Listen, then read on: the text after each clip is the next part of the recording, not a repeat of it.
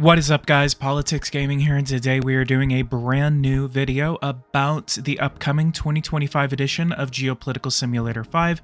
You've been missing a little bit from me as there has been just a lot of stuff going on in my personal life where it just has not allowed me to post, but I've been dedicating myself to making sure that I'm not going to go on, these brief hiatuses, and I'm going to make sure that we have some regularly scheduled content coming out. But other than that, leave a like, subscribe to the channel if you are new. If you guys want to see more content like this, hit that bell notification icon so you don't miss anything whenever I do make it to the channel. And other than that, go ahead and let's go ahead and get into today's video. So due to my delay, I do have 4 brand new features to bring to you guys, and we'll just go ahead and get right into it. So the first one we're going to be talking about is Nuclear Umbrella, which is basically that if you don't know what a nuclear umbrella is essentially a nuclear power promising that an attack by nuclear weapons on a state without nuclear weapons is an attack on the country that gives that umbrella. So for the best example of this is going to be the US nuclear umbrella to Japan and South Korea. Basically, this is to stave off any type of Soviet, Chinese, or North Korean nuclear attack against them, that even though they do not have nuclear weapons, the United States will step in and launch a nuclear counterattack against anyone that uses nukes against Japan and South Korea.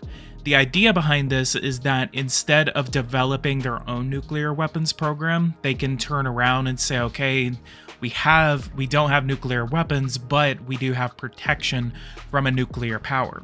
Under a nuclear umbrella in the game, if you are targeted by a nuclear attack, your protector would be allowed to retaliate without questioning any of your other military treaties or the relations you have with the other countries, as this is seen as a legitimate strike against the attacking party.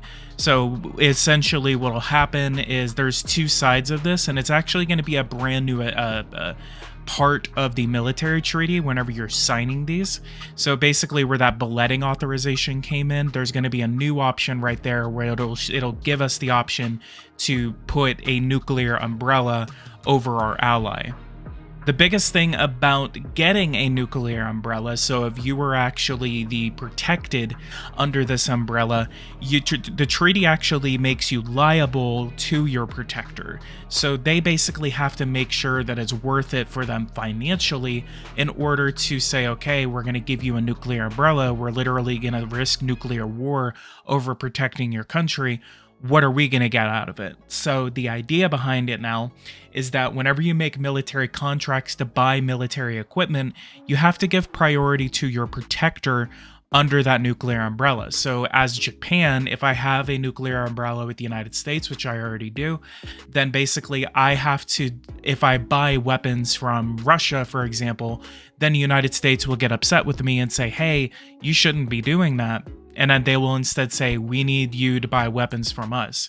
So it'll actually kind of like incentivize weapons production every so often, where if you're not buying weapons from them, or if you're buying them from other countries, they'll basically come to you and say, hey, just start buying weapons from us. Like we're giving you this protection. We're not getting anything out of it. Start buying weapons from us. So I think this is really cool because it will incentivize producing or buying weapons from other countries. If you do not do this, it actually risks the umbrella being canceled because, of course, like I said, they're not getting anything out of it. So why would they be risking nuclear war over you if you're not giving them the financial incentive to protect you? The other way that it would be removed or canceled is that if the protector or the person with nuclear weapons does not respond to a nuclear attack against Japan, for example. So if North Korea nukes Japan and then the United States doesn't respond in kind, then it becomes null and void. Why, we signed a document saying that you would protect us, and then all of a sudden you're saying no. So automatically it gets canceled if a nuclear attack occurs and then it is not responded to in kind.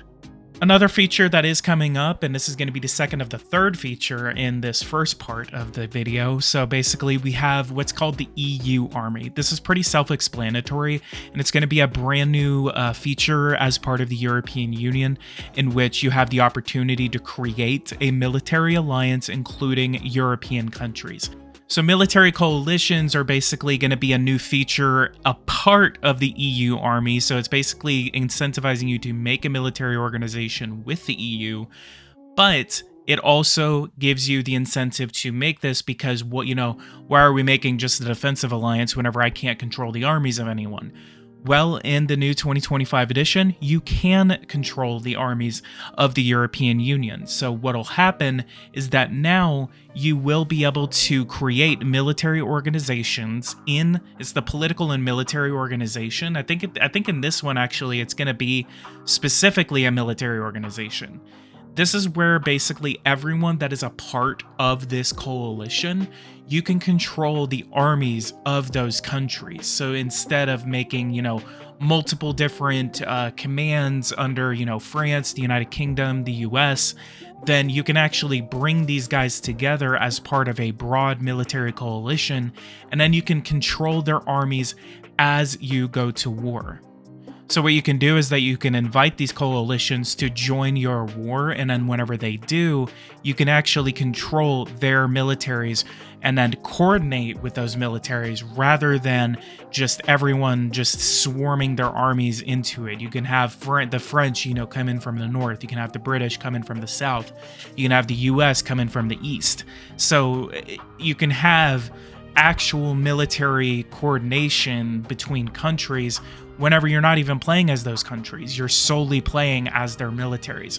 So it's going to give you a lot more incentive into creating these organizations, and as well as whenever large conflicts break out, like normally whenever World War III breaks out, it's very disorganized. You have no idea what's going on. Everyone just kind of starts throwing their armies at each other. And then in this case, you can actually create some type of coordination between all of your military alliances across the board. And it says to make sure you get a good overview on the map, you'll also be able to define the coalition's flag for every country being a part of the coalition, or just keep your original flag.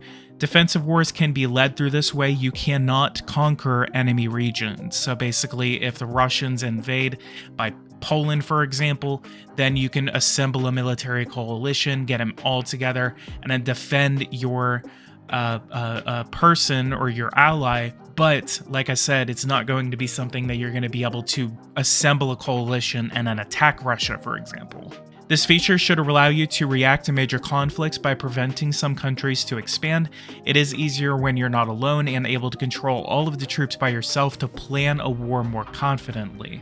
So it's basically like 2 or 3 different features. So like I said, we do have the nuclear umbrella, where you're going to be able to give protection to others with nuclear weapons so that way they don't develop their own. Or you can ask for them, but you're going to be incentivized or basically being forced to buy weapons from that country so that way they can continue to protect you with their nuclear weapons.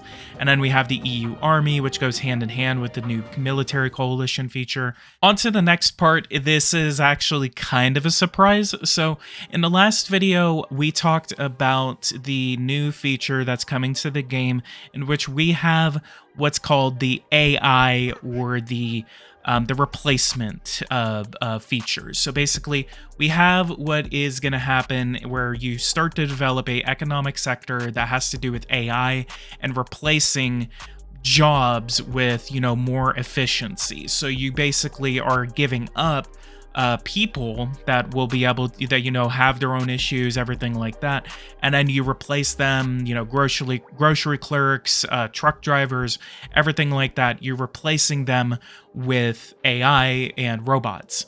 So this feature, if you guys have been around long enough, this feature was a part of the 2017 edition, and it got removed. And I asked them why it got removed, and basically he said that it was too buggy, so basically that it just would inflate so much, and there was no basis that they had, so they ended up removing the feature as a part of the 2017 edition.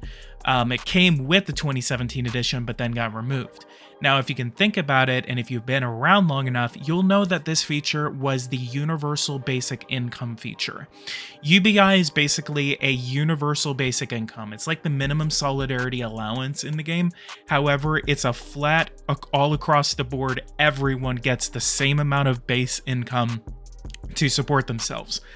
And Pericles actually told me, a small guess game. One of the features is something that was added then dropped a few years ago, and it's going to go hand in hand with robots and AI. And he made me guess about it. And I've been around long enough to where I was like, oh, it's the Universal Basic Income. UBI is coming back. So yeah, we do have confirmation that UBI is returning in the 2025 edition. And like I said, the reason it was removed is because of how buggy it was in 2017. And they just kind of just unexpectedly removed it without really any explanation. But it looks like that they have mastered the UBI here. Now, as we've talked about, basically we're replacing people with AI. So we're making our economy more efficient, but then people are going to start losing their jobs. They're not going to be able to go back into the workforce because those jobs are being replaced by AI. So whenever it comes to how these people are going to be able to support themselves, your unemployment rate is going to go up astronomically within the several decades that it's going to take to grow these sectors. So what will you do with the people that are losing their jobs and not able to go back to work? Well, you're going to have the UBI. The UBI is basically going to be increased over the course of those decades to help support those that are losing their jobs due to AI replacement. So he said that it will not fix your unemployment issue, but it would allow decent living conditions depending on the amount you'll pay for, of course, which will be very expensive. In fact, it will even increase unemployment since a part of the population may prefer the UBI over work.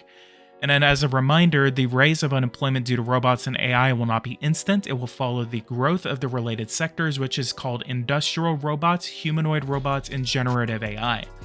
And then as a reminder, number 2, you will be able to tax robots and AI depending on the amount, and this should cover part of the expenses you may put aside for the UBI index. And as another reminder, you will be able to tax robots and AI, which could discourage their growth, but also make money for it so you can raise money to pay for these programs to support people that are either looking for work, because you're going to have to expand your unemployment programs. Your social security expenses are going to go up astronomically by the time these sectors are in full force.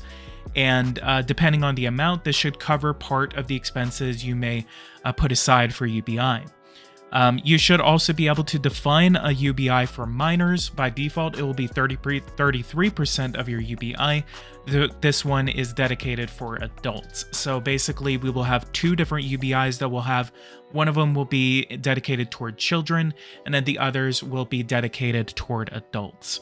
And then the idea behind UBI is pretty clear, that the people will lack revenue or money being able to support themselves, and you'll have to ensure that this sustainable part of your population will be able to support themselves and be able to feed themselves at a minimum while they're being able to just not be able to work anymore. And the next idea that they do have coming into this new edition, this is going to be Trump's 3rd term. This is going to be a scenario dedicated to the 2025 edition. This scenario will start off in 2028. You have to ensure that you can run for the upcoming elections and win it. So you have less than 1 year to achieve this. And then so with the Supreme Court feature that they are introducing in this, you'll have to convince the parties and that Supreme Court to pass the law to get a single more term, since this law is part of the ones being reviewed by the Supreme Court. So I think it's going to be the term limits where, it says no renewals of the head of state, 1 renewal, 2 renewal, and then unlimited. So basically you'll have to increase that from 1 to 2, but then it's going to be like a political game where you're going to have to convince the parties and then as well as the Supreme Court to allow you to run for a 3rd term and then win the election by the time it comes around. You actually also might even have to change your party to achieve this, according to Pericles. And it says the state of law will likely not be your priority to win, and then the Secret Service will be your friend. And that is all he gave me there. So going over what we talked about, we do have 4 brand new features that are on the way. So the first one, again, is going to be Nuclear Umbrella, where you're going to have to buy weapons from someone in order to continue to have protection from them, or extend those protections to someone else to maybe stave off a nuclear program, or just because you know you want to protect your vital allies, and then you will risk nuclear annihilation, nuclear war with other countries to protect your allies.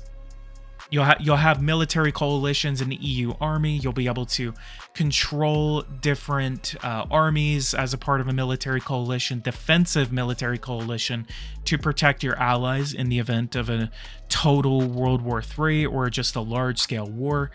And then the next one is going to be Trump's third term, where you're going to have to play the political game in order to get Trump into a third term, and as well the reintroduction of the long lost universal basic income feature, which is returning from the 2017 edition. It was removed in 2017. It was added in 2017, and then maybe a couple of months later they removed it, just very, very low key. I remember I was looking around for it the entire time, and I was just like, where the heck did this thing go? And I think I ended up sending an email way back. I mean, this is 2017. I'm pretty sure I still have the email, actually. And they ended up saying that it was just not working the way they wanted it to, and so they ended up removing it. And I know that was pretty controversial when they did that, but it looks like they're pretty confident about the UBI feature, and especially because of AI and how much the world has changed since 2017. I mean, they can introduce that back, and then so we do have a very old feature that is making its return in Geopolitical Simulator 5. But other than that, we do have those 4 features. What do you guys think about that? We have those 4 brand new features that seem pretty exciting, and I'm very excited to see what the economic attractiveness meter is going to do. We were talking about features together, and I was telling him about how, the housing market could actually make a big feature as a part of the game. And then as well, we were talking about bailouts. So I was telling him, this would be a really good idea to introduce bailouts into the game. So we have the company feature, and then, so, you can bail out other companies as a company in the game, but you can't really mess with bailouts as a country. So I think it'd be really interesting to see that.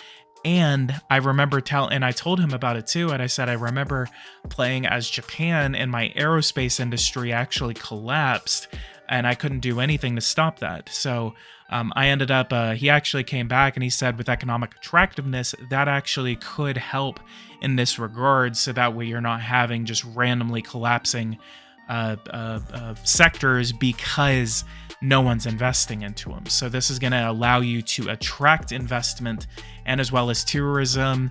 And I think just the 2025 edition alone, I mean, people always complain about the 3 editions that they would do every year.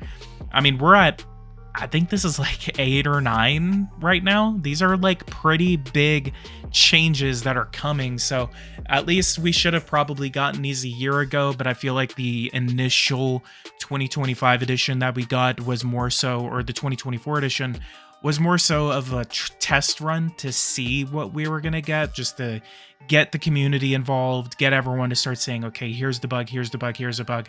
And then now we're getting the real Geopolitical Simulator 5. I think that is going to be very exciting to see some screenshots of this once we get them, and I'm very excited to see what else they have in store. I mean, half of these editions are suggested by the community, so this is really the first time that we're getting a community-driven type of DLC here, or type of game. So I'm really excited to see some screenshots for this. Maybe they'll be able to go get it soon. As for a release date, Pericles did tease that we are moving toward some type of release. He didn't give anything official, but he basically said we are moving in that direction, and that they are getting ready. They're closer then we think to a release of the 2025 edition. So probably I would say maybe in the next couple of weeks we are going to have a release date on hand, and once I get that release date, I will make sure that I get that out to you guys as quick as possible, and I will make sure not to wait on that. I definitely apologize for being a little late on this, and I'm still going to be a little late on posting this, but other than that, guys, leave a like, subscribe to the channel if you are new. If you guys want to see more content like this, hit that bell notification icon so you don't miss anything whenever I do make it to the channel. And if you guys want to see more videos like this, just hit that like button, subscribe to the channel, and I'll see you guys in the next video. Thank you guys so much for watching this with me, and take care.